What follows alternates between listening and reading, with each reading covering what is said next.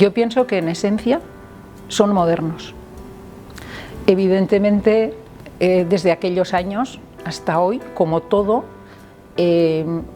deberían estar, o quizás deberían estar sujetos a una actualización, a una contemporaneización, haciendo una traslación de aquel pensamiento original, basado en aquel pensamiento original, a una forma de expresión más contemporánea, más próxima, pero haciendo esa combinación de pensamiento original con una traslación a la actualización.